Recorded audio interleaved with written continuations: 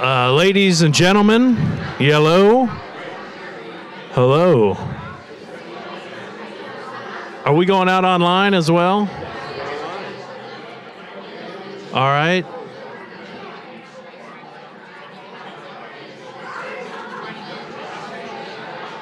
I think I may yell.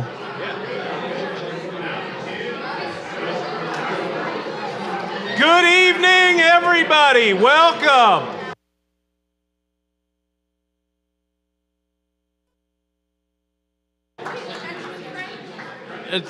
Thank you.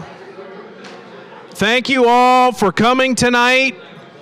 I am Ben Heckman, the library director, and this is a beautiful example of everything we want to be in our community. The center of the place that you can come to ask questions of your leaders and get information about what's happening in your world, in your community, your backyard. So we are honored to have you here tonight. This is a wonderful partnership between so many folks, the League of Women Voters. Let's hear it for them.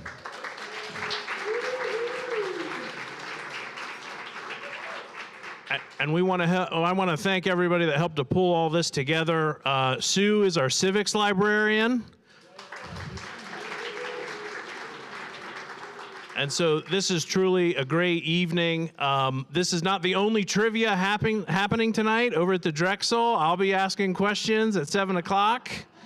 I think these questions might be more fun, I guess, depending on which side that you're on. So we just want to say thank you all for being here and being so active in our community. It's what makes a good, strong, resilient community. And thanks to everybody that put it together. And now it is my great pleasure to introduce Mr. Bexley himself, Brian Drury. Thank you, Ben. Really appreciate that. One of the things I want to, first of all, is thank this committee who put this together. So please raise your hands, multiple groups, multiple people. Without them, this would not happen. This is the only event that will be for the community to have everybody with our candidates. So thank you.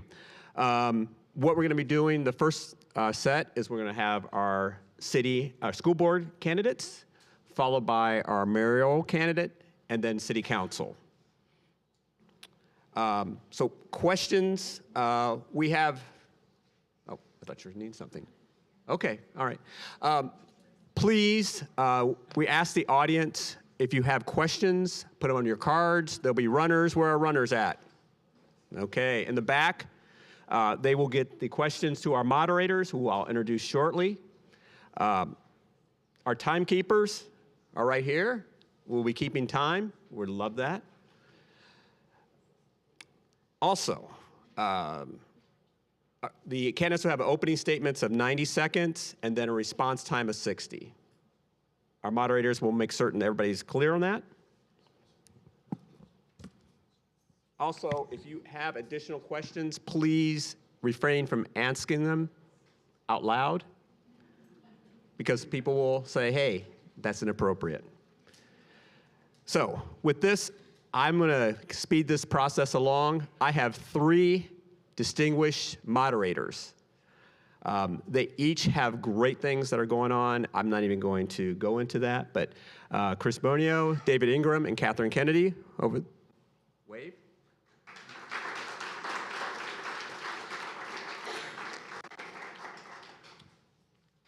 So with that being said, we're going to start this off. I'm going to bring up our school board candidates.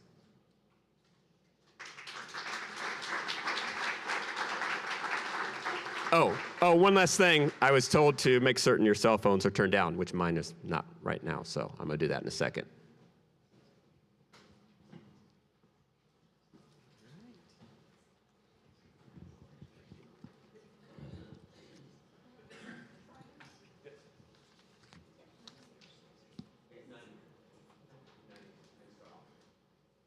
Okay, so we'll allow our candidates 90 seconds to kind of introduce themselves, anything they want to talk about, and then we'll start asking questions. So we'll start off with Mike, and then Victoria, and then go questions. Check, check. Good evening, everyone. My name is Mike Carter. I am a Bexley resident of 2 decades, and I have all of my children, at least 3 of our 6 schools, from kindergarten through high school, and then have transitioned very well into college. I have been integral in the community along the way. I was a volunteer coach for the tackle football team for some time, and then I was actually hired on at the middle school for a short period of time coaching there. I am a healthcare provider. That's what my W-2 job is, and I've been doing that for 30 years. I'm a U.S. veteran of the United States Navy, and I thought that it would be important for me to represent on the school board in order to make sure that there are all perspectives are being taken into consideration as we tackle all of these challenges that we have socially now. Just to make sure that, because a lot of things that are misinterpreted or unintentional could be harmful to people, and maybe looking at it from a different perspective will allow us to move forward and take all of those into consideration. Thank you for having me tonight.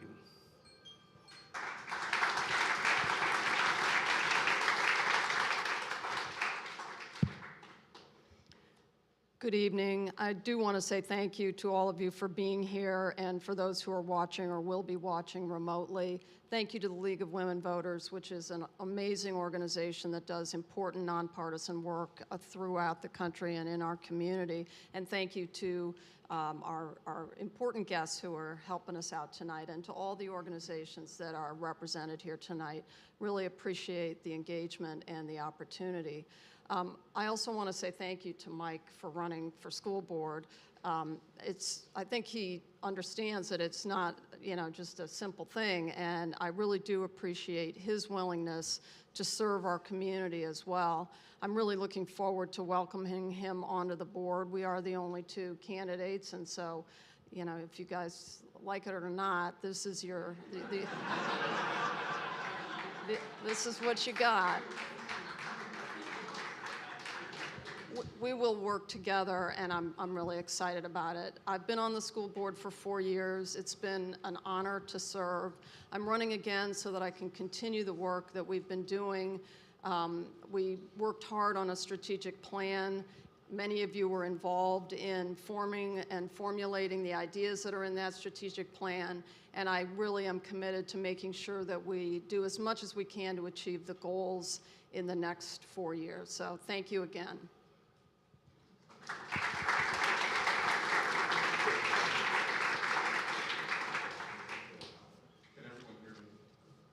Can you hear me now? So both candidates will have a chance to answer each question. So for this first question, we'll start with Victoria. This past election cycle, families' top priorities were to elect school board members who make our minority and othered students feel seen, heard, and safe. How would you, as a school board member, continue this work? If it includes programming, will the school district be in a comfortable enough position financially to be able to pay for it? So thank you for that question.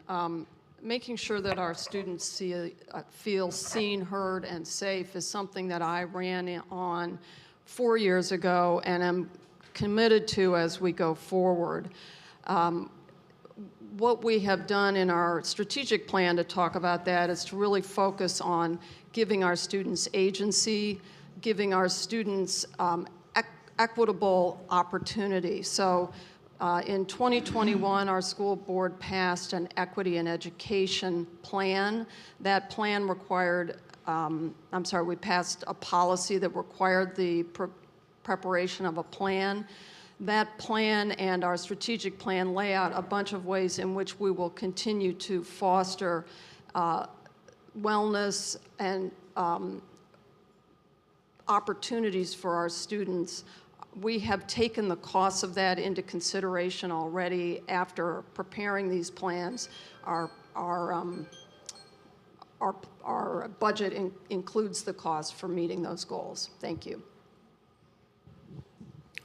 All right. I will probably say this opening sentence a couple times this evening because I've never been on a school board and I'm learning actually what a school board, what a school board member's role is and those policies and procedures in which they have to operate under.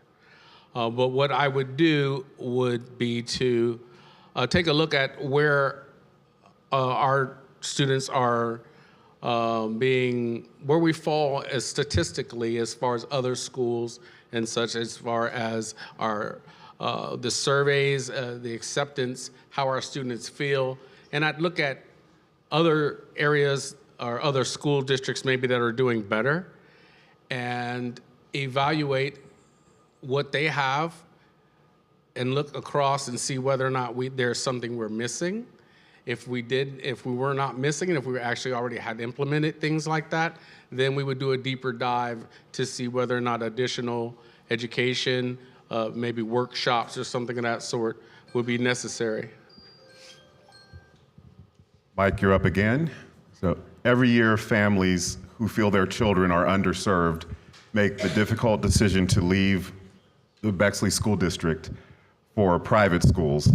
How would you as a school board member better address the needs of special education and gifted and talented students?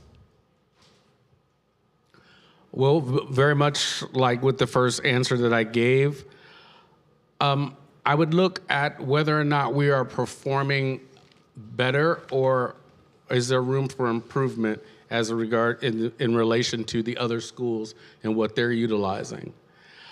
From that point, we would then decide whether there's just fine tuning that needs to take place or are there wholesale changes that need to take place? Are we missing it by a broad stroke rather than just minor changes that would enable us to meet the mark and better serve those students?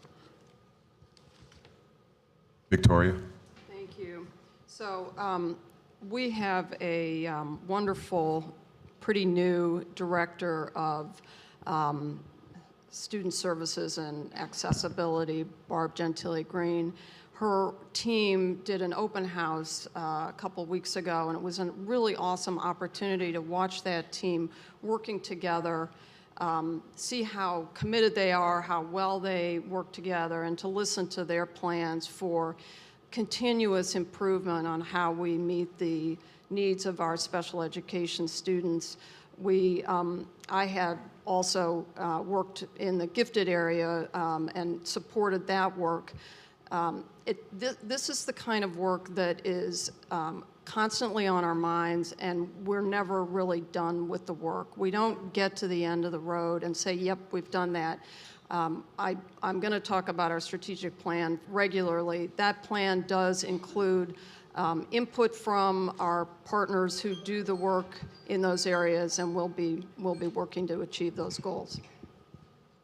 Just a reminder for the audience here in the auditorium, if you could please hold your question cards when you have a question, hold them high so that to make sure that we get them. Victoria, this next question is for you again. How will you, as a school board member, how will you support teachers and staff to minimize turnover? So we have really awesome teachers and staff, and their needs are not all exactly the same, but one of the things that we are focused on with respect to our faculty is giving them as much agency as we can in order to let them do the amazing work that they're capable of doing with our students. Our faculty, our staff, we've been trying to make sure that they're paid fairly. This is a concern that we all have around all of our folks, but it takes a special kind of consideration. Our faculty, for example, work on curricular reviews. When they come to the board and tell us how they are doing the work that we've asked them to do in terms of curricular review, what they are describing as new ideas are things that are going to engage and excite all of our students and help our students to achieve success, no matter how success is defined for each of those students.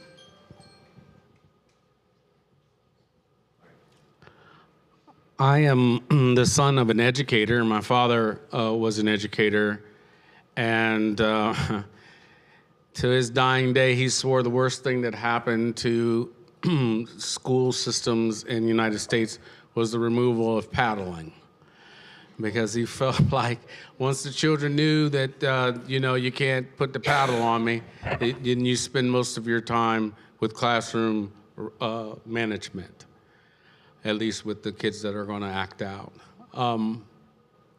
I said all that to say that a lot of the issues that we have seem to fall on the shoulders of teachers and administrators.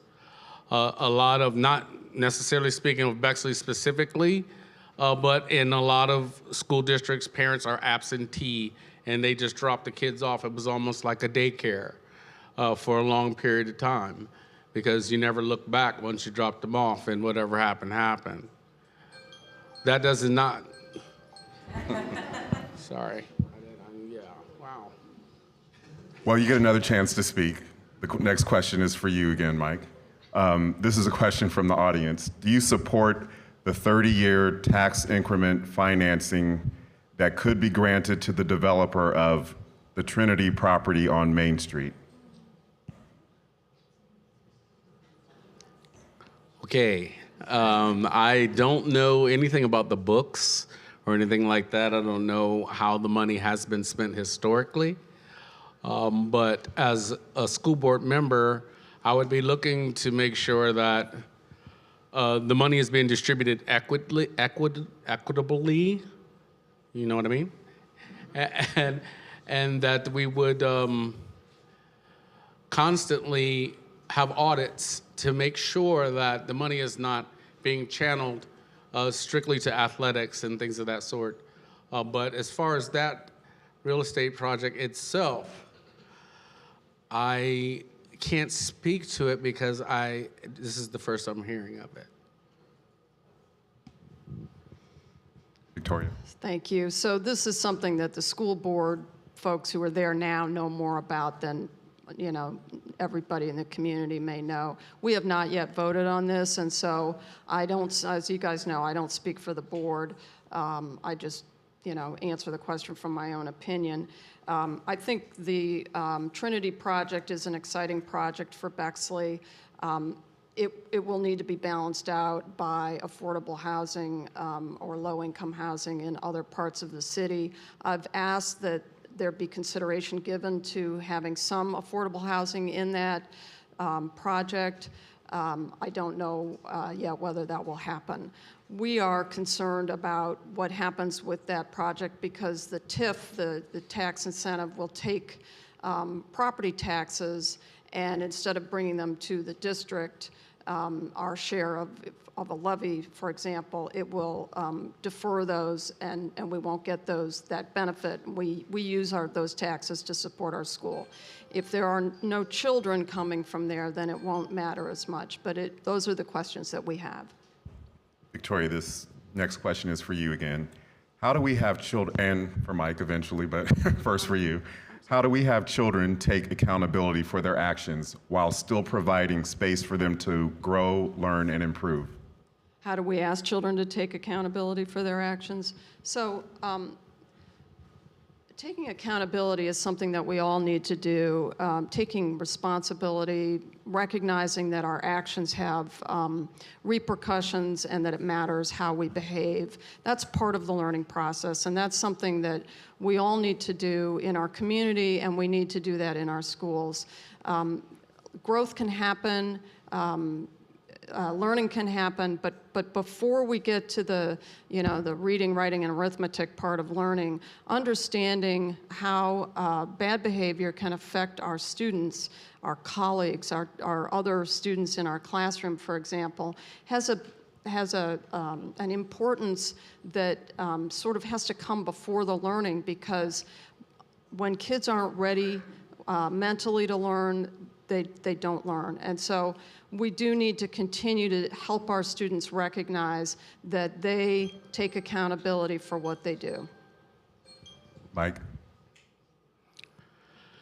I think it starts with developing a culture of celebration of differences rather than tolerance or acceptance. And I think that along those lines,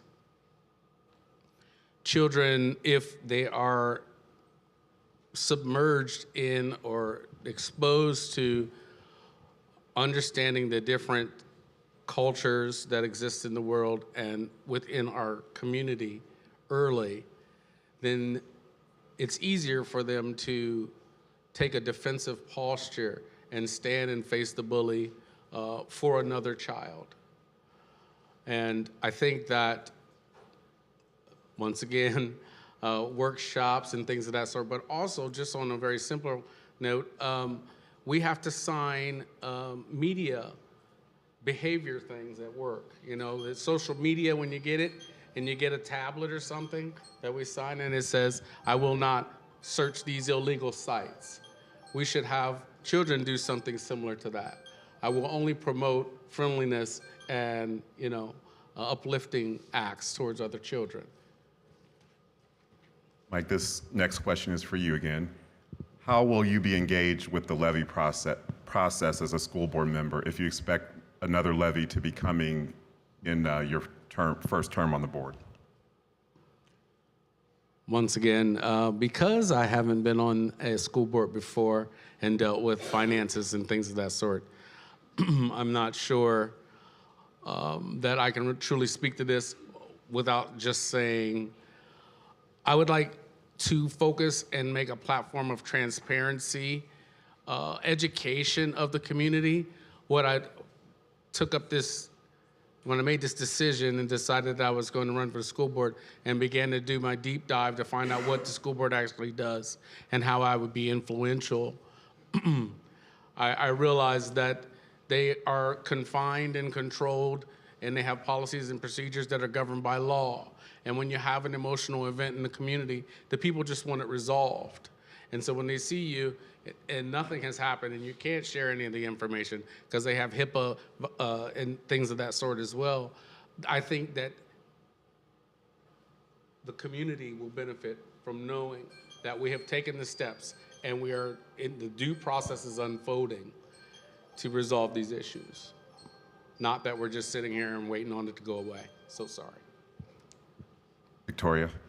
Thank you. I do want to just say one quick thing before I answer that question, which is I love that culture of celebration of differences, so I wrote that one down. The levy, so I don't know when we're going to come back to the community for a levy. When I ran last time, we had a 9 mil levy out there. It was a big number, and we talked a lot at that time about coming back more frequently, but not with as big a millage request. I anticipate that it may be in the next year or two. We've got you know, ongoing needs, and the way the law works, when we pass a levy, the amount of money that we will receive is set in stone, and it doesn't go up when our house values go up. So we do need to come back. The law, the auditor, the state auditor has changed and really tightened up the rules on how we can talk about a levy. Luckily, a school board member will still be able to get out there and promote that, because I will be in favor of the levy when we do it, because we'll need it if we're doing it. Thank you. Victoria, this next question is for you again. As we move forward in an ever-changing social and political landscape, how do we accommodate changing definitions of success and what it means to be a successful student? Thank you for that question.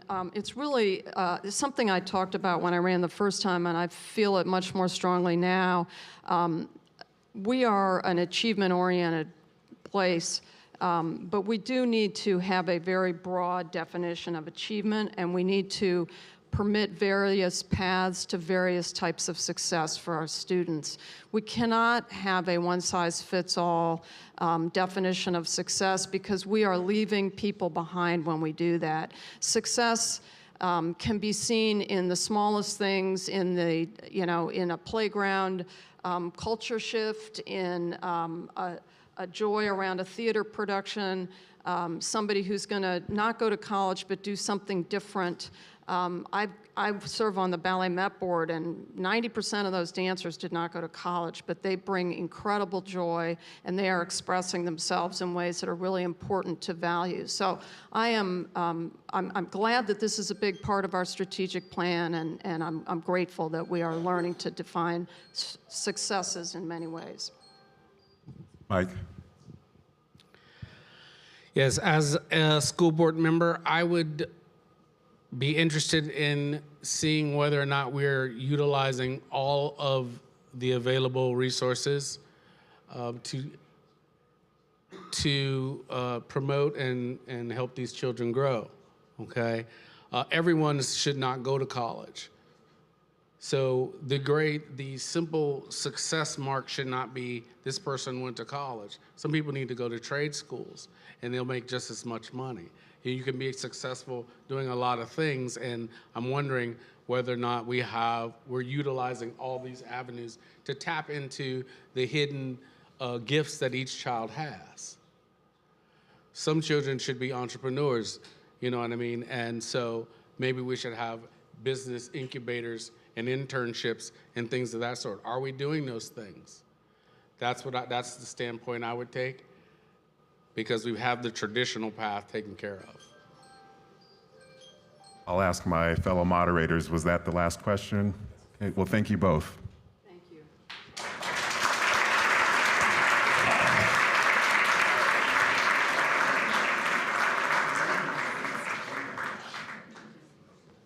Thank you.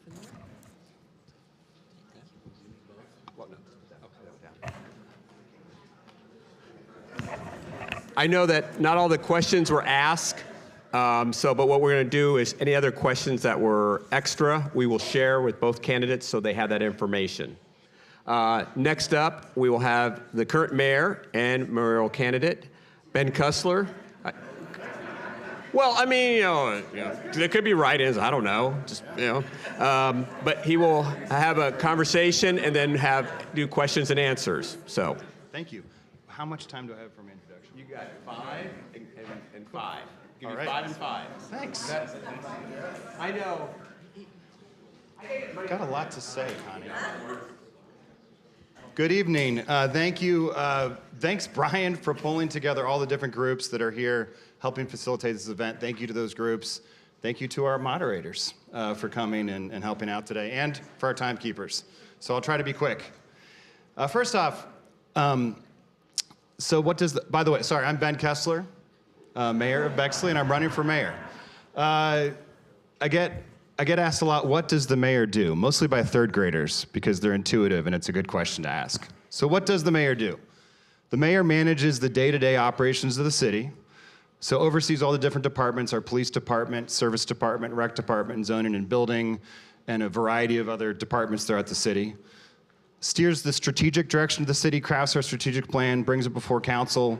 In fact, we have a revision coming up to the community here very soon. I craft the annual budget, and I serve as a regional ambassador for the city of Bexley. So I sit on the executive board of the Mid-Ohio Regional Planning Commission as the secretary. Take very good notes. I am the chair of MORPC's Sustainability Advisory Committee. I am the chair of the Columbus Regional ESID PACE District, so helping to bring innovative financing to energy improvements throughout the region. I'm on the executive board of the Central Ohio Mayors and Managers Association, a past president of that, and I'm a board member of the Ohio Environmental Council, and our director is right here, Carol. Carol, welcome. So those are some of the things I do. And let me tell you, the day-to-day operations encompasses a lot of things. Picking up dead squirrels every now and then,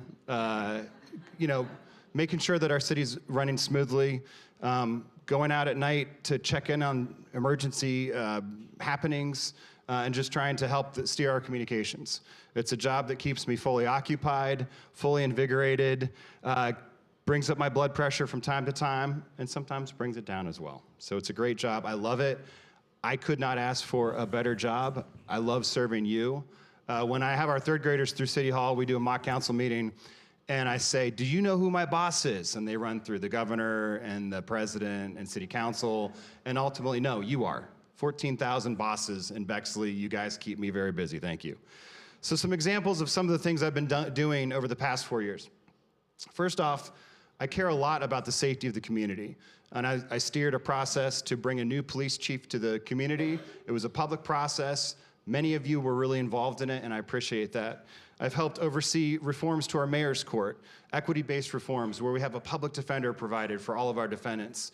We have diversion programs that never existed before. I care about financial stewardship. I helped write the budget whenever I came in, write as in overturn a budget so that it was balanced. And over the years, I've helped build up our budget reserves. I've helped bring in new revenue to the city and lower our general fund debt. We now have historically low general fund debt because we aren't creating new debt within the general fund. Crafted the sewer remediation program and other programs designed to keep our basements dry. We have 100-plus-year-old infrastructure. We have increasing climate change, which is bringing water into our community in new ways than ever before. I gotta be fast. Environmental sustainability is very near and dear to me. So I've helped pilot residential composting, curbside. We're one of the few communities, like one of 2 communities in Ohio that does it. January 1st, thanks to the support of council, leadership of President Markham, we are bringing universal recycling to Bexley. Every business in Bexley, every apartment building in Bexley is going to have recycling. Bolstered community. So one of the things I do, if I had a title, it would be like chief cheerleader, chief runway clearer.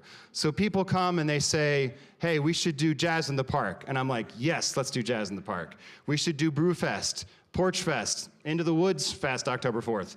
Yes, let's do it. Let's make it happen. Heart Safe Bexley. Yes. Smoke and Fire Festival. So as ideas come forward, how can we make these ideas happen in our community? How can we say yes? And that is one of the most fun things in my job, is working with a team of leadership in the city to say yes and bring new ideas to the front.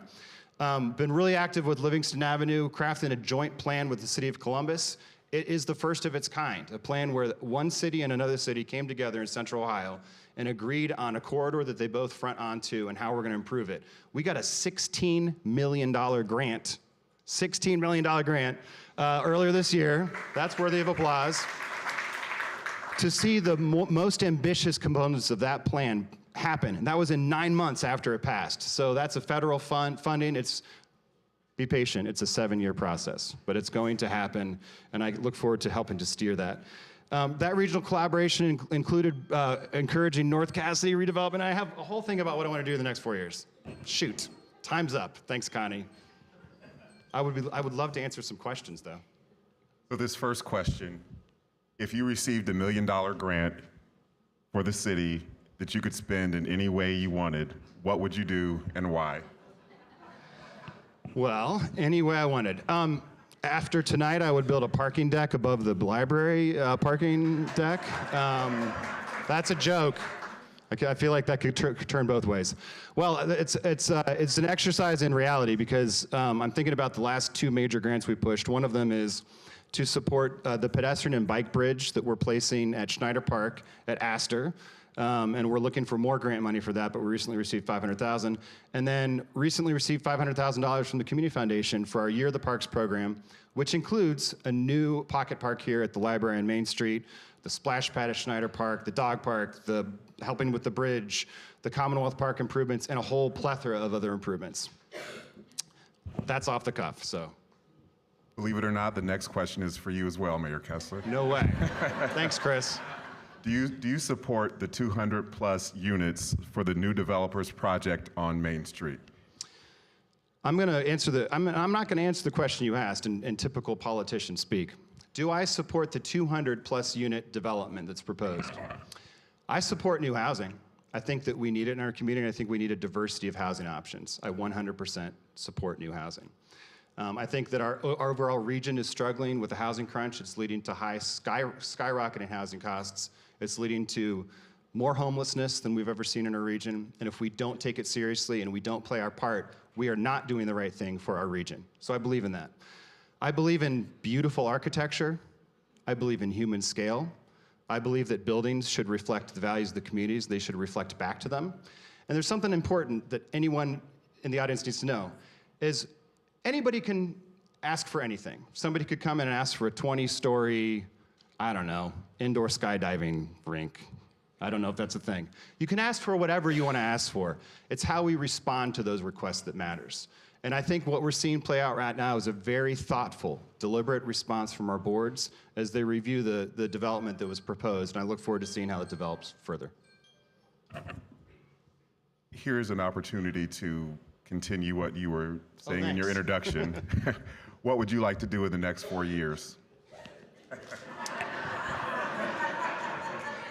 In the next 4 years, and how much time do I have? 30? Okay, oh gosh. Okay, completing our Year of the Parks projects. It is going to be kind of like years of the parks. It's bleeding over into next year, especially that bridge I talked about, the library park I talked about, and some of the Commonwealth improvements. Continuing to add capacity to our sewer system. We've been really successful in getting grant funding for more capacity in our sewer system. It is a vital component to ensuring our infrastructure stays viable. Completing the Jeffrey Park plan and a climate action plan. Rolling out that recycling to every business and apartment in Bexley. Completing remediation of the Holtzman landfill. That's the landfill underneath Ferndale and Mayfield. It is an incredibly complicated, very long project that I have been chipping away at tirelessly. Council's been so supportive of it, and I hope to have that project completed in the next 4 years. Seeing Livingston Avenue completed, and then One Bexley. The One Bexley project is an incredibly vital project for our community. It's a cooperation effort between the library and the schools. It's about making Bexley welcoming for all, and I hope that that is a hallmark of the next 4 years. Next question. Why does Bexley need to spend so much money for Drexel Avenue bump outs and medians to slow down traffic in order to get the state to allow a 25-mile-per-hour speed limit when the city of Columbus could, by ordinance, lower all of downtown Bexley Main Street arterial streets? So residential routes that are state routes are 35 miles per hour by law. Within Ohio, you have to physically prove the traffic is driving closer to 25 to bring it down to 25. It's Ohio law. I didn't write it. I don't like it. You know, we had a pedestrian nearly fatally struck on Drexel a couple years ago. We made some changes right away. But we knew that we couldn't just continue with business as usual on Drexel. Drexel has been a high-speed route, and we have the communities west of it totally isolated. It's hard for them to get to school. Flashing lights are not enough. We have to bring down the speed of the traffic. Fortunately, this is largely funded by a grant. It's funded by state dollars. So the state is helping us pay to bring down the speed on Drexel. The plantings that are about to go in, they're going to be beautiful, flowering cherry trees, also funded by a grant. Most of the projects like this that we do are grant funded, and they have real-world results for our community. This is the last question. How do you work together with council to get things done, and what do you do if there's conflicts and disagreements? So none of us operate in a vacuum. We are incredibly codependent in terms of having things happen in Bexley. I have, I think, a very good relationship with our council members. We don't always agree on things. Often we disagree on things, but we talk a lot. I spend a lot of time talking to council members. I have the benefit of being able to talk one-on-one with council members on policy because I'm not a voting member of council, so the Sunshine Law in that instance doesn't apply. So I socialize ideas I have. They socialize ideas they have. We hammer out the details. Sometimes they come in half-baked to council and we take a pause, come back to it. But it's about relationships. And one thing I'm proud of is being part of a team that really values healthy relationships. And we have a beautiful council. I mean, I cannot tell you, I interact with other mayors and managers. The collaborative effort on council is unseen. And it's not a yes council. It's a council that pushes back, and I push back on them. But we have this productive tension and this collaboration that is incredibly valuable to our community. Thank you. Thank you, Mayor Kessler. Thanks for having me. Thank you. Heart Safe Bexley launches October 1st. Sorry, Leah, I was going to say that. Heart Safe Bexley, AEDs October 1st. Check out the blast. I definitely have to take the mic from him. Our city council candidates will be coming up, so if you need to stretch up, get up for a second, sit back down, do that.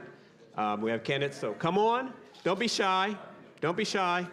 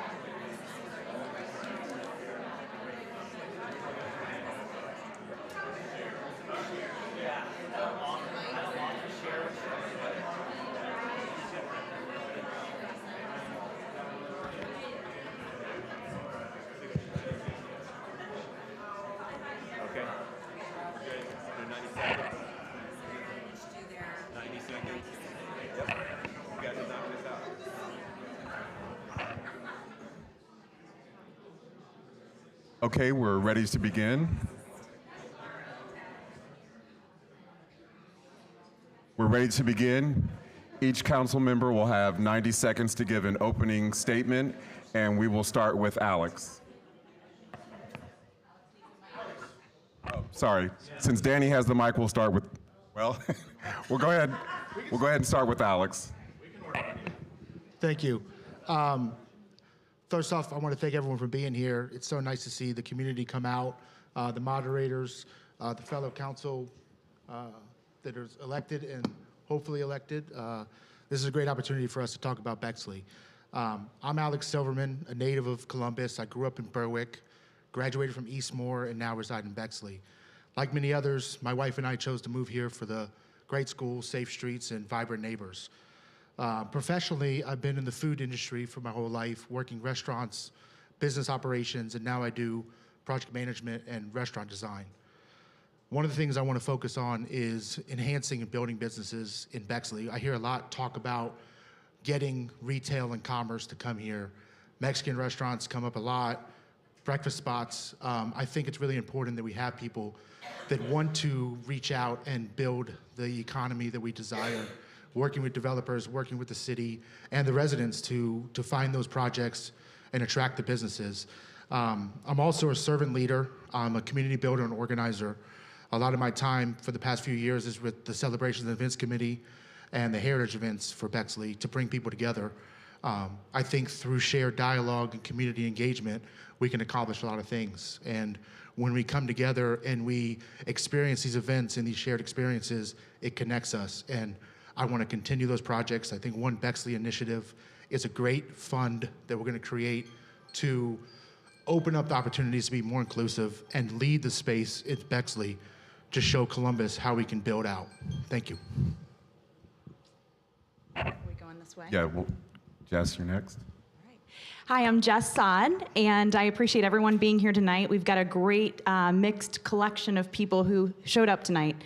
Thank you for saying yes to Jess. It's been an honor to serve you these past 4 years as the chair of Planning and Zoning and current Park and Rec chair. Throughout my time, my core principle has been transparent and direct communication. I will work to continue to ensure Bexley is a place where every individual feels empowered, regardless of background or identity. Over these 4 years, your backing has enabled me to secure a BCF grant for artistic bike racks along Main Street. I partnered with the Franklin County Auditor and the BPL to bring clarity on reappraisals. I've secured edutainment for our city leadership for continued DEI training. I've established an outdoor ice rink, which the community has really gotten a lot out of, and represented Bexley at Columbus Govern 2.0. As chair of Bexley Park and Recreation, we've accomplished so much together. We've seen this senior center flourish through a successful pilot study. We've offered new teen programming, developed pickleball courts, beautification of Schneider Park athletic and community space. Isn't that been a beautification to this community and connectivity? We've opened a dog park, and we've made pool memberships more accessible to all. I am proud of our current work that I've been able to do with Jeffrey Park Preservation and Enhancement Committee, just got off a call today. We are working together to create a blueprint for future generations. I look forward to supporting water filling stations around our park and community to encourage us all to put the plastic down. I've appreciated working with each and every one of you. I'm excited to continue connecting our community residents and leadership to empower change and growth. Thank you for saying yes to Jess. I am your proud city councilwoman.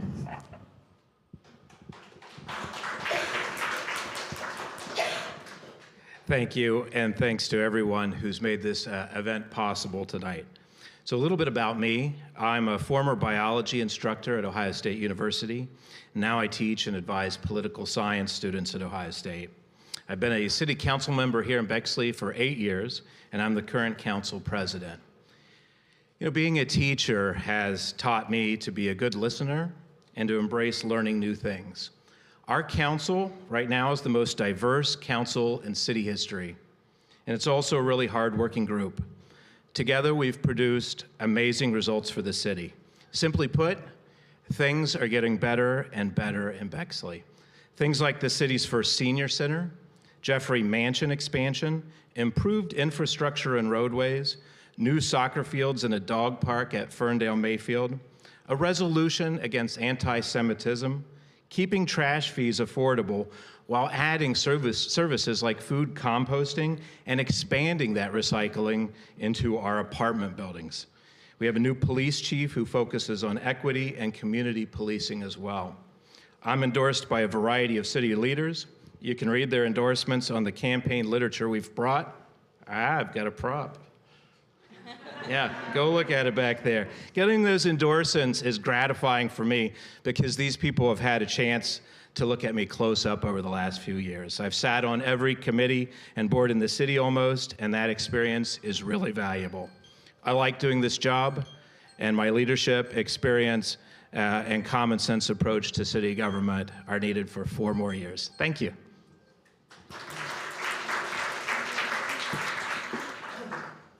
My whole life, I've been involved in team sports, and I love very much to be a part of a team that comes together, sets goals, and then works hard to accomplish those goals. I have found just that in these last 4 years serving on council, and it has been very fulfilling to serve the community and all of you in this role. My fellow council members, the mayor, auditor, city attorney, and city staff who serve with me on this team are special people, and they make it fun. They made the decision to run for another 4 years an easy one. A few great things we've done over the last 4 years include a program that I like to call Project Dry Basement, where a homeowner can essentially waterproof their basement and have the cost assessed to their property and pay it off through their taxes. We've installed numerous traffic calming measures throughout the city in an effort to make it a safer place for our residents. We created the Bexley Senior Center to help give those seniors in our community a safe space to gather and have fun. We've created an infrastructure fund to help improve our parks and fix our aging utility infrastructure. We created the DORA during the pandemic to promote outdoor dining and make Main Street just a little more fun. My passion is construction and team building. I love forming and being a part of a cohesive team that executes a vision. My focus as your council member is on our facilities and utilities improvement, as well as critical thinking while team and consensus building. There's so many wonderful things that have been done over the last 4 years, and it's been very rewarding to be a part of it. I thank all of you for your support 4 years ago, and thank you again for your support to do even more in the next 4 years.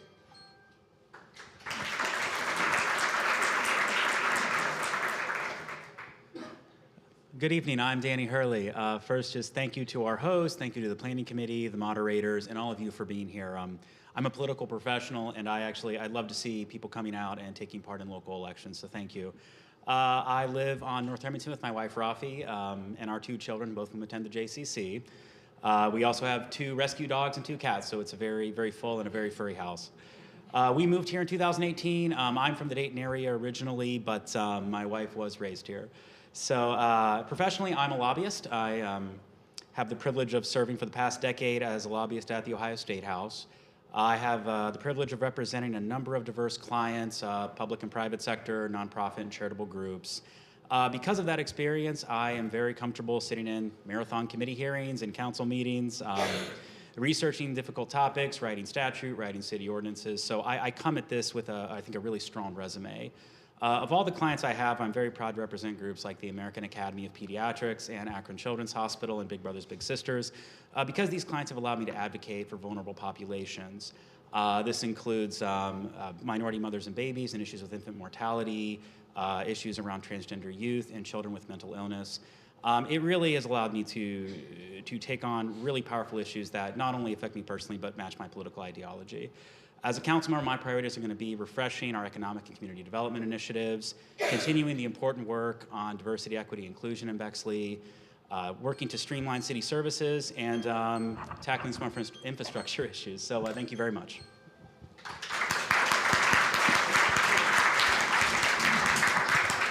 So each candidate will have an opportunity to answer each question, and this time we will start with Danny, and then we'll move down to his left.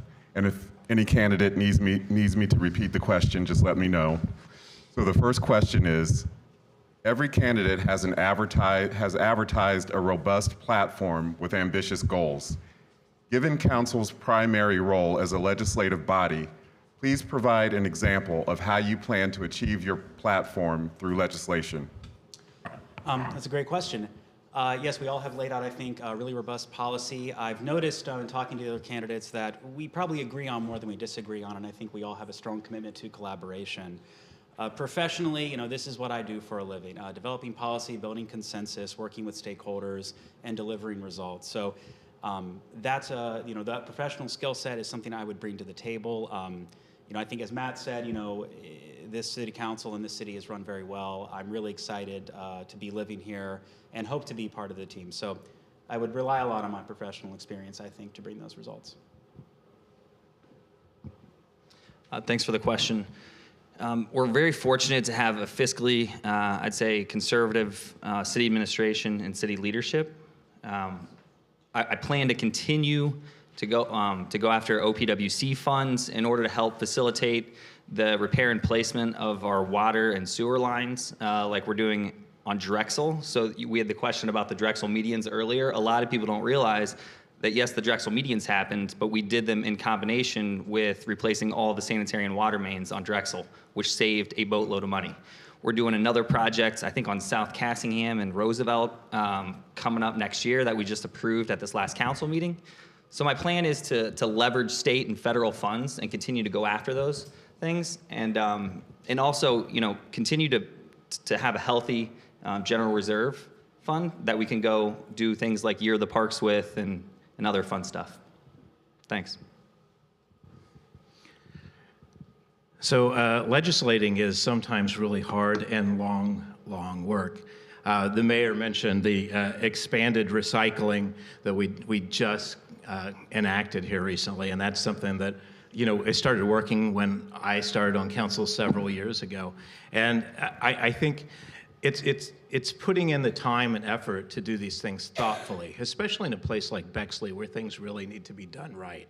That expanded recycling took time because it actually went through 3 different council chairs before we had it done. I think Lorianne Feibel finally ended up with it because we took the time to work with the mayor and to work with the businesses around here to make sure that legislation was done well, that we got funding, that it was that those businesses and the apartments were able to do it. Same with the plastic bag ban when we did that. That legislation took time, thoughtful work.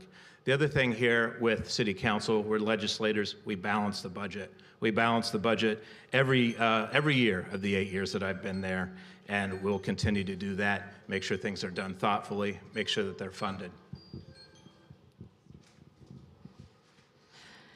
I have had the privilege these last 4 years to work with our city department heads and learn how to advocate and work together for my constituents' top needs. I have supported the revitalization of the Livingston Avenue, teen and senior programming, resources for all, equity and inclusivity, environmental stewardship, enhancing walking and biking safe routes, calming corridors, and responsible development and business support and growth, investments in safety, services, and accountability. My experience on City Council has allowed me to be an effective leader. I look forward to continuing to lead, listen, and advocate Bexley through change and growth. And the good news is, at City Council, our finance report at the last meeting showed that our overall city revenue, especially from city income tax, is significantly higher than we had forecasted and will allow us to fund necessary and vital projects to come.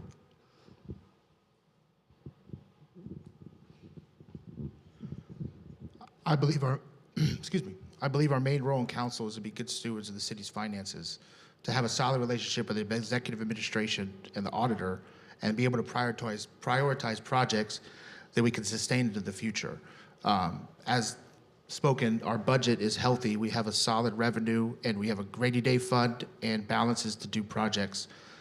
The city has been able to build a lot of funds to be able to address concerns, to include the sewer fund, the refuse fund, the road and alley fund, the water fund, looking at those to find opportunities to partner with state and federal governments to get money towards projects is a benefit to us all. One example is the remediation going on Main Street to remove gas tanks being funded through state legislative ability. I think we should continue partnering at those avenues to expand the ability of our city. Thank you.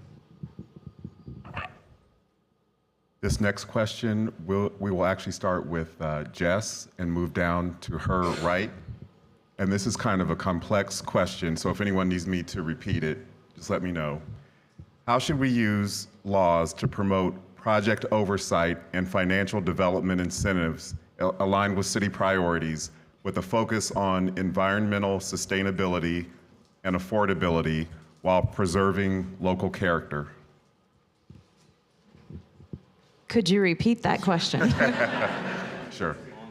How should we use laws to promote project oversight and financial development incentives aligned with city priorities with a focus on environmental sustainability and affordability while preserving the local character of the community?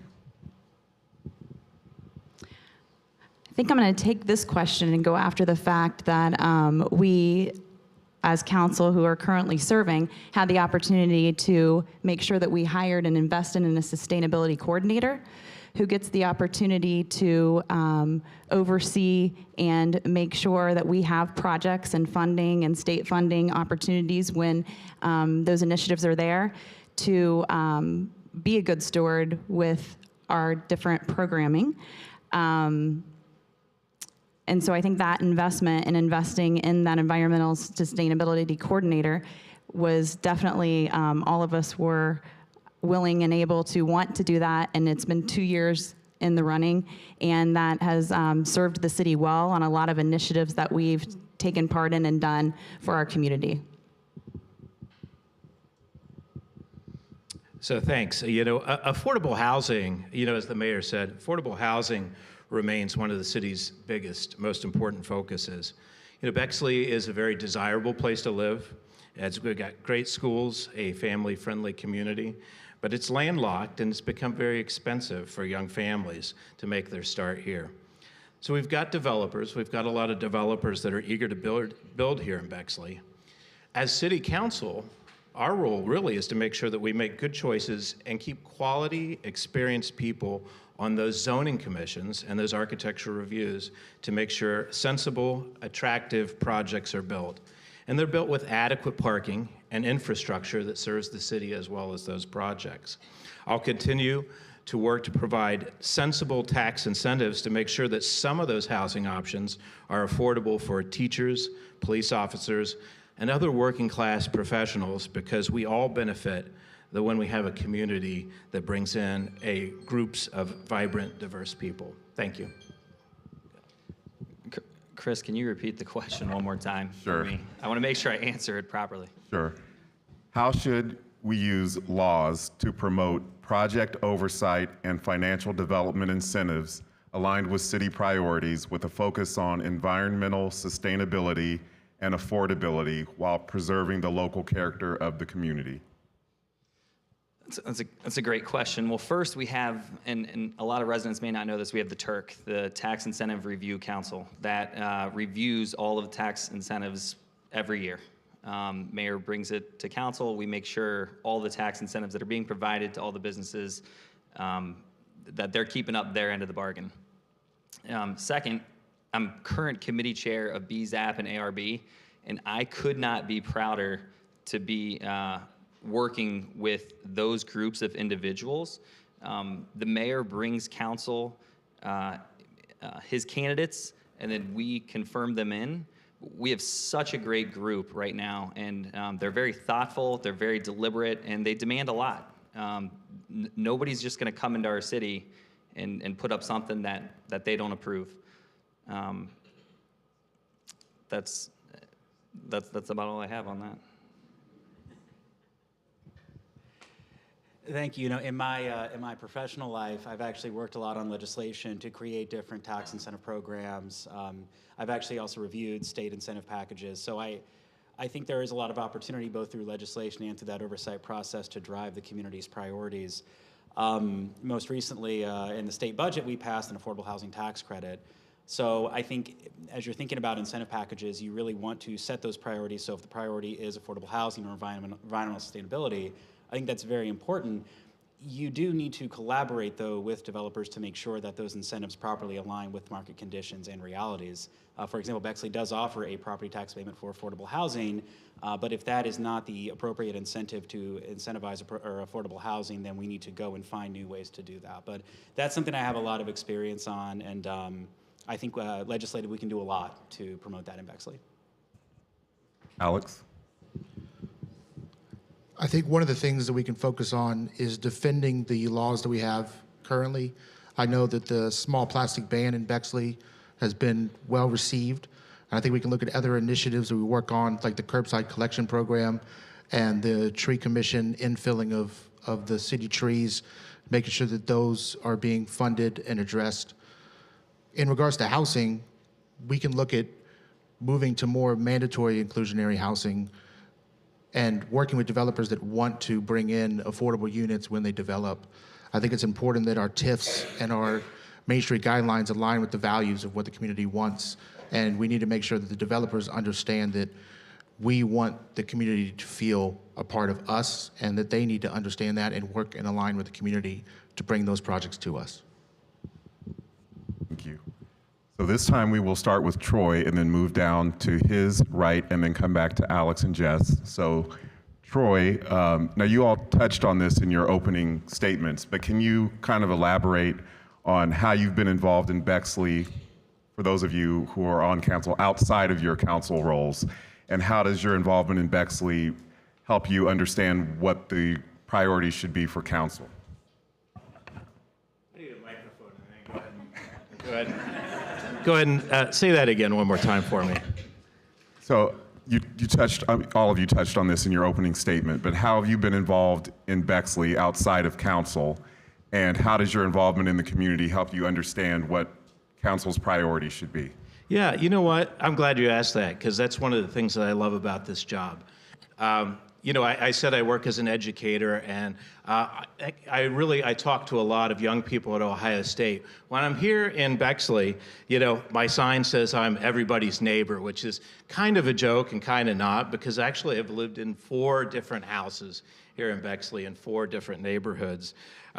Even in the apartment building for 6 months we lived in Bexley House. So not only have I had a lot of different neighbors, I've benefited from hearing a lot of different viewpoints. That universal expanded recycling came from when I lived in Bexley House, and we had no recycling, and my neighbors were saying, why don't we have this recycling? I'm out in the neighborhoods, I walk my dogs, I bike to restaurants and meet and interact with people from all over town. I love that part of my job. I love being an educator as being part of a city council member, because I have friends and neighbors ask me questions about what's going on in the city. They don't understand some of the things that we're doing. They ask questions and have concerns over development, traffic issues, projects, and things like that. So yeah, my life outside, I think, and being that part of the community makes it exciting to be a member of city council here. Matt? Thanks for the question, Chris. Throughout my time in Bexley, we've lived here 7 years now, and then we were at on the corner of Gould and Dale for another 5 years.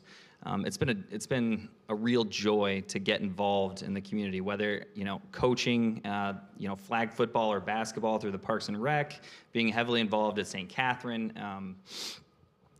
So many things have brought joy to me in the last 7 years and being here. And then outside of Bexley, in my job, I work as a construction manager, actually for the city of Columbus, and in their capital improvement section. And for 14 years before that, I was a contractor specifically focused on mechanical contracting, aka the pipes and pipes that are underground. So that's been a passion of my life, construction, and that's my focus, is on our infrastructure and how we can improve and how we can do it in an affordable way. Thank you.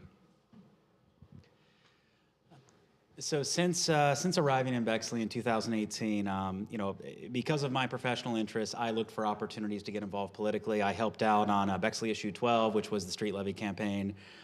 We have 2 small children, both of whom are at the JCC, so that's a great community and a great asset that has really helped us. Beyond that, my kids, my wife, and I all take advantage of the wonderful offerings of Bexley Parks and Rec. We are frequent visitors to all the wonderful events put on around Bexley, whether it's Brewfest or Jazz in the Park. So yeah, it really is an amazing community, and we've been very fortunate to be welcomed here, and I'm very thankful for it. As I'm, whether it's pick up and drop off at the JCC or, the Sunday night soccer league at Bexley High School that I play in, I'm always looking for opportunities to engage with folks. I think something that's really great is, and I've enjoyed this on the campaign trail as well, it's just getting to talk to people. I've yet to walk away from a conversation without learning something new, and I think I'm really grateful for that. Alex? So I've dedicated most of my life to service. I jumped into restaurants at a very young age, and anybody that's worked in a restaurant can tell you that it's hard work but fulfilling. I grew up in Berwick, which is directly south of Bexley, and has been connected to this city for a long time. When I moved here, I wanted to get involved, and I jumped headfirst into multiple organizations. I was the president of the PTO at Montrose Elementary. I am an former executive board member of the Bexley Minority Parent Alliance and chair of the Heritage Events.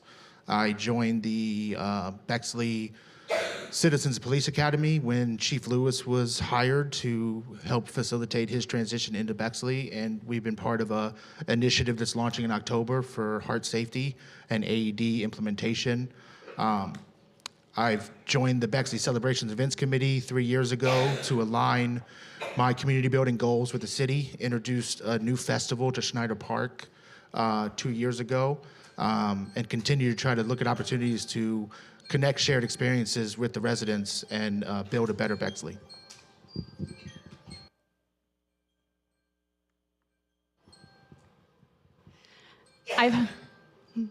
You're good. I have had the privilege of living in this great community for 15 years. My oldest son is 15. We moved here to Bexley, my husband and I, from the short north Chicago. Before that, I was a month from having Hayden, and we bought a house on North Remington. We went on to have Layla. So we have Hayden, who's 15. Layla, who is in the audience tonight back there, is 12. Huddy Buddy, Hudman, is 9. I'm excited to have him here tonight. And my husband of almost 20 years, we'll be celebrating our 20th anniversary during the campaign, October 4th, is Adam Sod back there. They are my why. They are my yes to being able to do this again for 4 more years. This city is infectious. I look out here in the audience tonight, and so many of you are leaders. So many of you could be sitting up here doing what we're doing right now. You're my why. You're my why and willing to do this again. I've had a lot of roles in the community that I'm very proud of. I chaired the Bexley Education Foundation. I currently serve on that. I help, and we're supporters of the Community Foundation. I'm a 5-year Pelotonia rider. I'm a coach. I'm a mom, and I'm currently your councilwoman, and I'm very proud to serve all of you. So this time we will start with Matt, and then we'll move to Danny, and then come back to Alex and move to Danny's right. So this is a question that has been asked repeatedly by the community. How do you address golf cart usage in the city with children not properly restrained, parking issues, and underage drivers on the roads? Hello. That's a great question. When I was going through my list of items we'd talk about tonight, that was not on it. Can't say I saw that one coming. I'm a big fan of education, and then engineering, and then enforcement. A wise man, Chief Lewis, maybe Mayor Kessler used that line one time. We need to educate. We need to partner with our members over at Public Safety, the police department, our code enforcement officers, our traffic enforcement officers, and outreach to the community. Do something here at the library. We can do more, and I'll make a commitment. If I'm elected the next 4 years, we'll do more in regards to golf cart safety. So as somebody who does a lot of pediatric healthcare policy, I think Matt's spot on. Education and enforcement are very important. Professionally, I look back over the past decade lobbying for groups like the American Academy of Pediatrics. And I've helped write Ohio's booster seat and seatbelt laws, our youth sports concussion law, EpiPens in schools. So yes, child safety, very important. Every time I see somebody, whether it's driving a golf cart or riding their bike without proper safety gear, I cringe. I know that golf carts are very popular in Bexley, and anything we can do to increase awareness, to promote safety, positive reinforcement is always a great thing. I think too often we look at enforcement as, well, if you're doing something wrong, we're going to punish you. I want to see us do more positive things. If we do see somebody driving a golf cart and all the kids are buckled in safely, let's promote that and award them for that. So yeah, great question, and I'm all about child safety. So. Alex? Full disclosure, I own a golf cart. His name is Kool-Aid. And honestly, my wife and I discussed the reasons to get a golf cart last year. And the main thing for me was energy efficient. It's electric, I can charge it. There's so many activities in Bexley that we drive to, we walk to, that golf carts are useful, but at the same time, there's a responsibility. Golf carts are considered low-speed utility vehicles and follow the same laws as any other vehicle. I think we need to work with the police department to make sure that we're enforcing those traffic laws. They do a great program with bicycle helmets. We could do the same program with kids that are driving golf carts, and not only kids, but I've seen adults misuse golf carts, park them in the wrong spot, blow through a stop sign. All those things should be enforced and educated by the police department and the city residents. Look at opportunities to make sure that we don't have children that are in car seats in a golf cart, which I don't think I've seen, but I'm sure it has existed. But we definitely have to support the growing golf cart culture, but make sure we build in the protocols to make sure everyone's safe.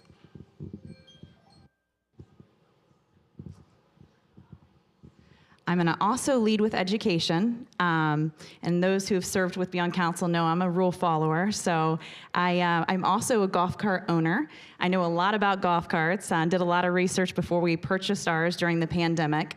One of the reasons why we purchased ours was kind of what Alex had spoken to, that it's environmentally friendly, it's electric. Also, it was an open air vehicle. I was able to go around the community and have kids with me and parents willing to let their kids be with me because it felt safe during a time when things didn't feel so safe.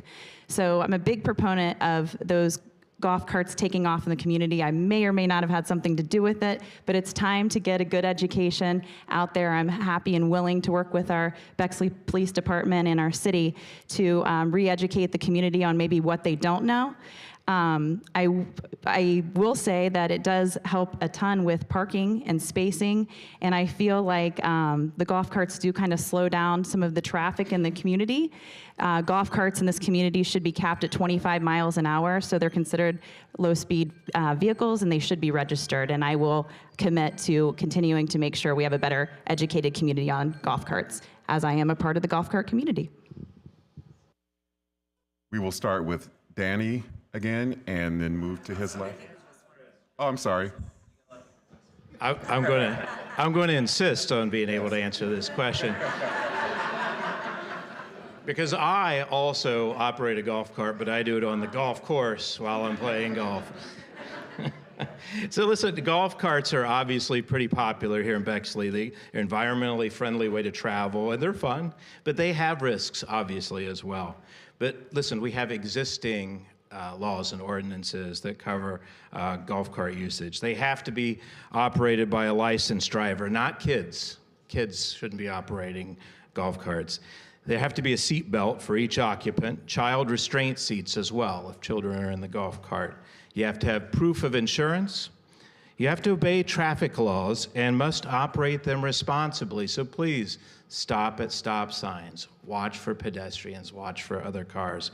I would continue to urge our police chief and officers to be diligent about enforcing the existing laws because really it's pretty important to keep people safe in terms of these golf carts. Okay, now we go to Danny and move to Danny's left. What is your biggest fear about the future of Bexley, and what can council do to deal with this fear? That's a really good question. Biggest fear, I guess, for me would be Bexley has I don't want to say reputation, but a history, I think, that a lot of people look at and they make assumptions about our community. When you talk to Chief Lewis and you hear about what's going on in our police department, or you talk to the mayor and you hear about the things he's doing on environmental sustainability, or the reforms at Mayor's Court, you look at what City Council has done, what the schools are doing under Dr. Fine. There's a lot of great things happening. I guess my biggest fear is us not being able to get the word out and really change that perception. I think council can do a lot with that. They already have. I think we can do a lot to promote One Bexley and invest in One Bexley. But yeah, I guess that would be my biggest fear, is just not being able to tell this amazing story that we have to tell right now.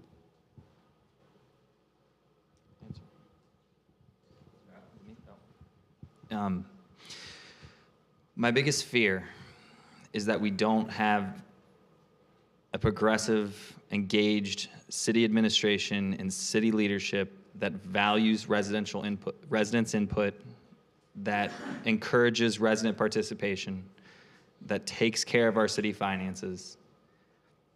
That's my biggest fear, because right now we have that. Like I said in my opening, that's one of the main reasons I'm running for another 4 years, because of the interaction we have on council, of our interactions with city staff, consultants, our mayor. It's very good, and it's heading in a right direction. So to not have that, and to have people who don't care about your finances and constantly improving your city, our city, that's a big fear. My biggest fear is that we fail to continue to act proactively and aggressively in South Bexley and in Southwest Bexley and Ferndale Mayfield. In Ferndale Mayfield, a chain is only as strong as our weakest link, and our city is only as strong as those neighborhoods that need our support. We've been doing the right thing at Ferndale Mayfield. It's a long-term project, as the mayor pointed out. The investments that we've made there are already paying off. We have a new dog park, we have soccer fields, splash pad, multi-use path. We're investing in those areas, and it's important that we continue to invest in those areas.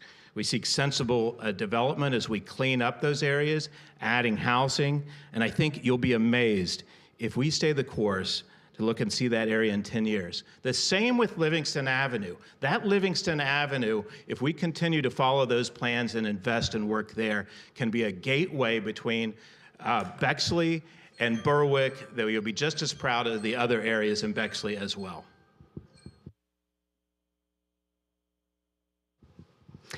I would say my biggest fear is that we would not have the people who want to do the job, who want to sit up here or be in school board roles.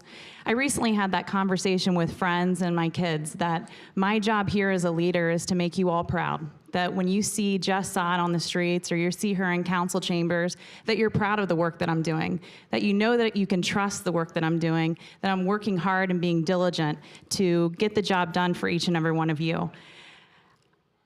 With national politics where they are now, I love that in a municipality, you can look at a pothole and it doesn't matter which side of the aisle that you stand on. It matters that you're gonna see your neighbor the next day because we have sidewalks in this community and we all get to have a chance to talk to each other. So my biggest fear would be that we would not have that leadership that wants to continue. And I hope to be the person that inspires the next generation of leaders in this community, the youth, or just my peers to say, I want to do this next. I want to do this next. She was willing then, and I want to be the next one to do it too. Thank you.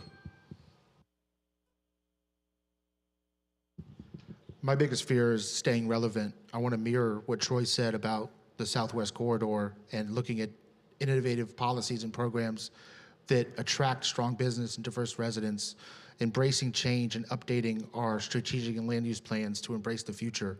As we all know, Columbus is one of the fastest growing cities in the country, and we have to adjust to those changes in density with the growing population, looking at opportunities to bring the community together, to work on projects that advance us forward. I think that if we don't stay relevant, we're going to be passed over for other opportunities, and Bexley needs to be the leader of those projects. This next question, we'll start with Matt, go to Matt's left, and come back to Danny. So, Matt? Yes, this is a very important question.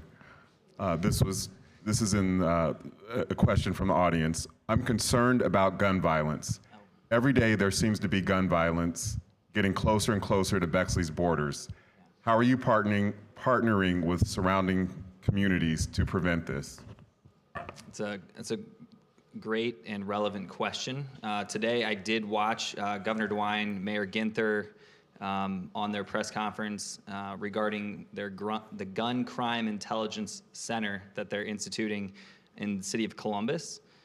They utilize a database called NIBIN that takes the evidence from ballistics from a months-long process to an hour.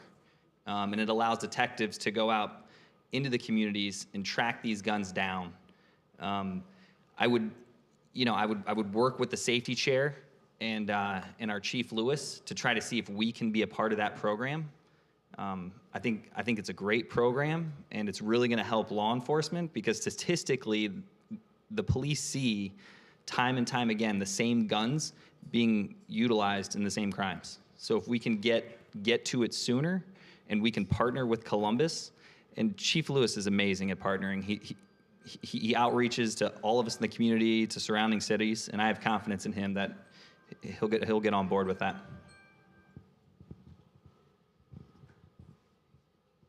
You know, as we work on those neighborhoods that I was just talking about and we build those up, we lower crime, we lower gun violence, and that's a big plus. I urge everybody here to contact their state representatives, their national politicians, and urge those people to get off their butts and support us as we try and curb gun violence on the local level as well. I'm going to concur with that. That is taking that time to put pen to paper and write your state legislation and let them know that enough is enough. It wasn't long ago that I was standing out with a group of women. Some are in this room tonight.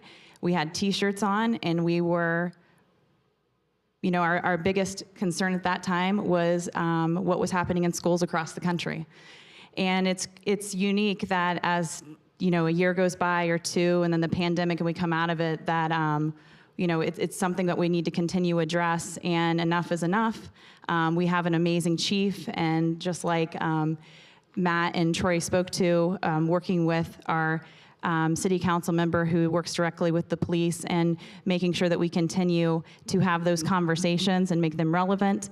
Also, I do agree that when you add beautification and investments into your city, that it is a deterrent from those things coming into our city, but it's something that we need to continue to talk about and address, and enough is enough.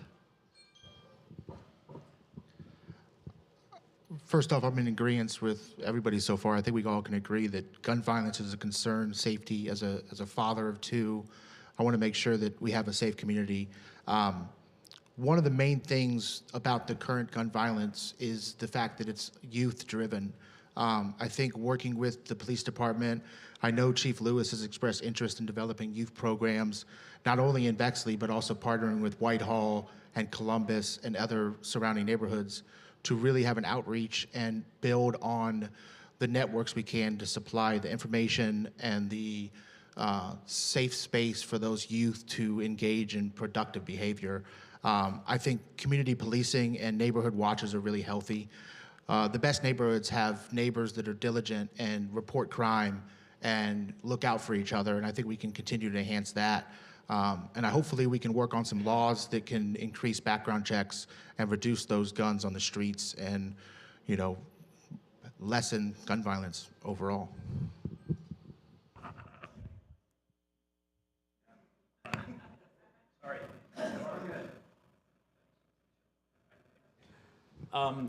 Again, I'll echo a lot of what Alex. I think everyone's put out some really good ideas.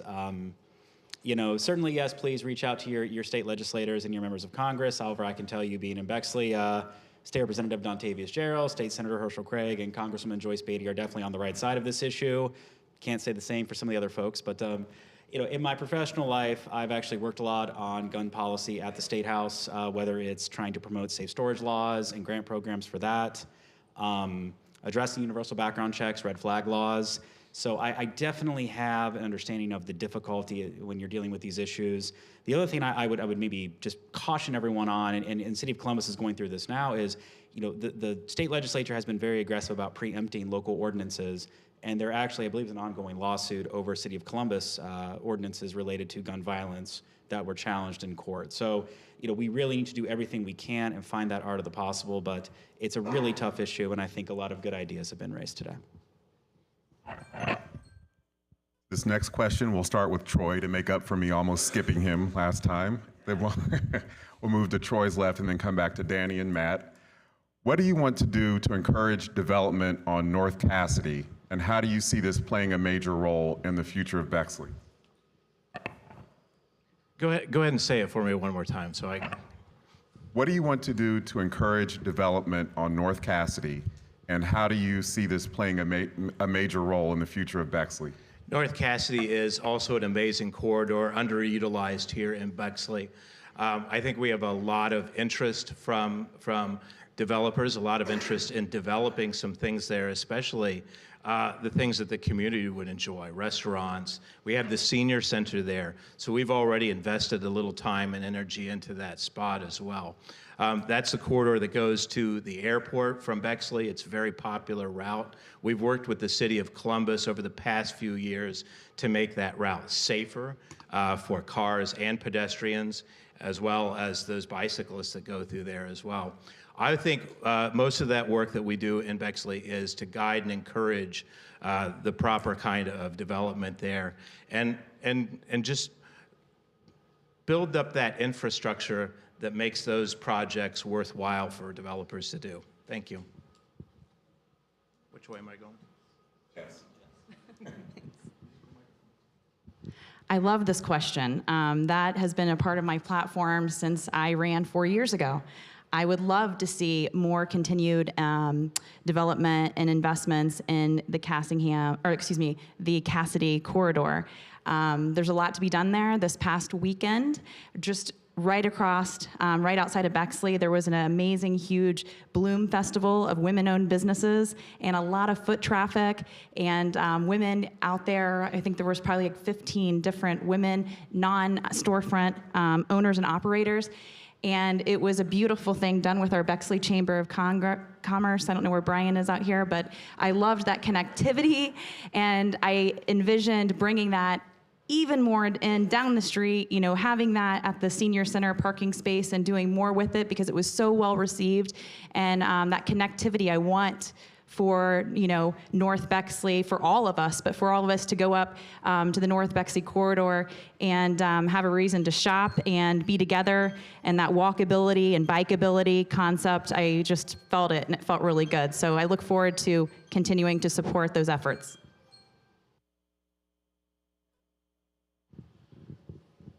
As just mentioned, there was a Bloomfest event that I helped volunteer with Brian with the Chamber of Commerce. And I was talking to business owners there about the business park that's just less than half a mile from Del Mar across the railroad tracks. I think that's a perfect opportunity to explore funds, whether it's through One Bexley or the Tree Commission, to be able to create a entry point and mend Columbus into Bexley. Sidewalks could be used there, bike paths, other ways to access to really enhance that area as a corridor. I know that the Main Street guidelines include the Del Mar Cassidy as a developable area, whether it's TIFs or the grants for front facade improvements. And the CIC owns 2 buildings to include the wonderful Senior Citizens Building. Looking for developers that want to help build that area up, turn it into a gateway, and beautify it is really important for our city. Yeah, so I think a lot of good things have been said. North Cassidy, it's a very important gateway to our community. Something I've put out there, and this is maybe more of a community-wide initiative, but I think would have a profound impact on North Cassidy, would be to put together an advisory group of Bexley residents who have expertise in real estate development, commercial real estate, restaurant and retail operations, as well as representatives from different community organizations, and really think about how do we structure and identify the needs of our community, how do we connect business owners and developers to these opportunities, and how do we create harmony in that project. I think North Cassidy has a lot of potential. I mean, like I'm at the Natural Market often. I frequently get coffee at Bexley Coffee Shop, so there's a real interest. And for those of us in North Bexley, I think having that walkable community so close would be a real asset. So I want to see us prioritize that in the future. I think it is a huge opportunity, and I think we're going to see great things happen there.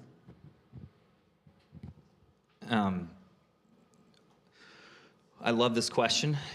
6 months ago, I came to the mayor and said, hey, a former council member did a land use strategy commission about 11 years ago. Do you think we should refresh that?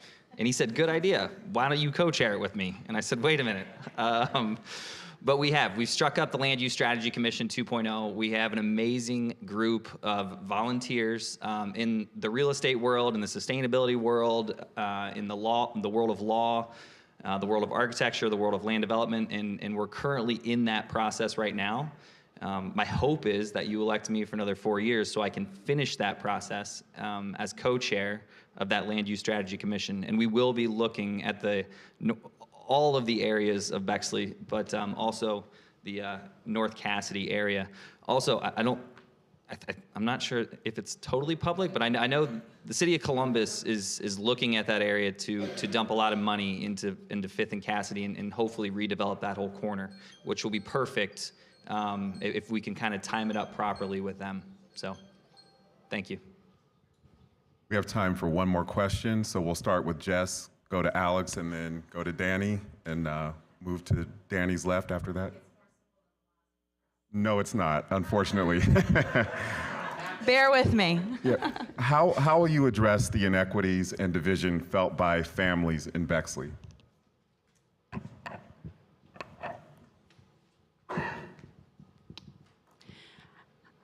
I think to address the inequities felt by families in Bexley, it starts with listening. And I've had that opportunity for people to just reach out and have those conversations with me. I'm very approachable. Like I said, I wear a lot of hats in the community. I have 3 kids in the community, so people see me out and about, and those conversations are real. And those conversations came about more, I think, during the pandemic when everything slowed down and we had an opportunity to talk more. And I found myself finally asking some friends that maybe would not have come to me before, just simply saying and asking the question of them. And a lot of times the response was just, thank you for simply asking. And then the conversation started. So I think it just starts there with conversation and knowing where to meet those families and what their needs are and being a good listener and steward for them as a councilwoman.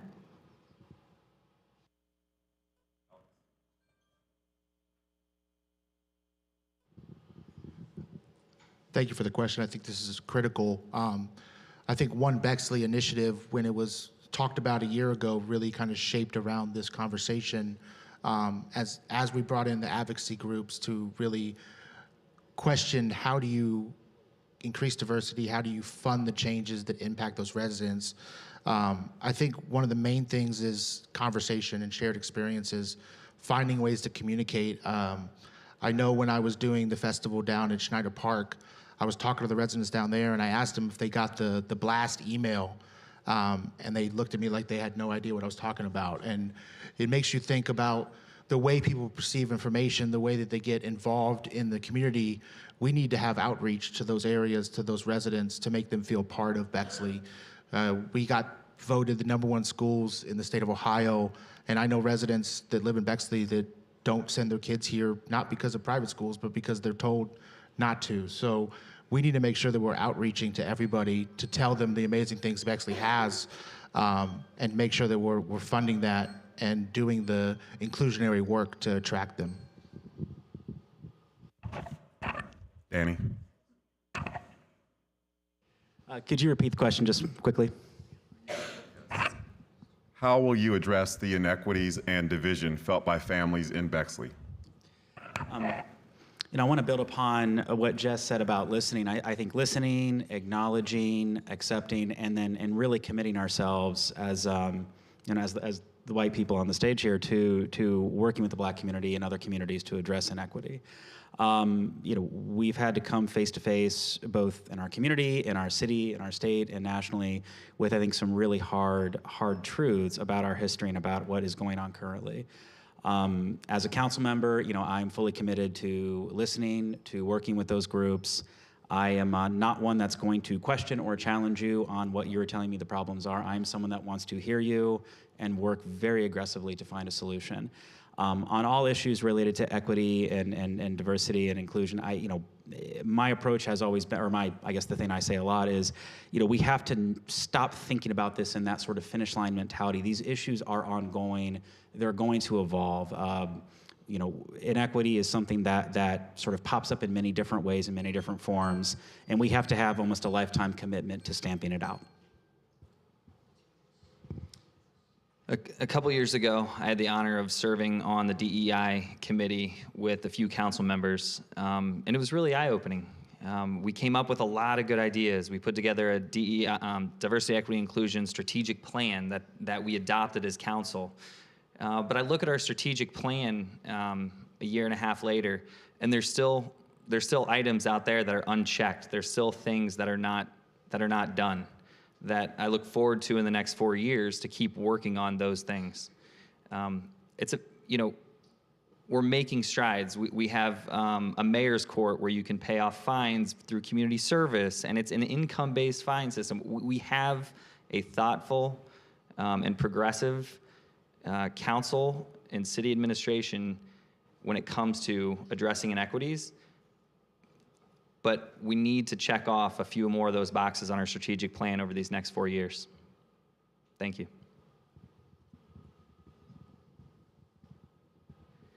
First, economic inequity, affordable housing. I think we've talked about that a lot tonight.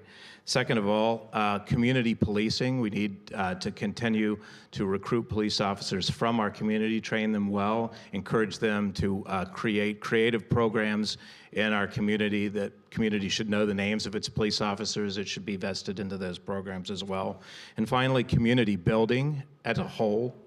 When we had some synagogues here in Bexley were vandalized, and we had some hate events happening.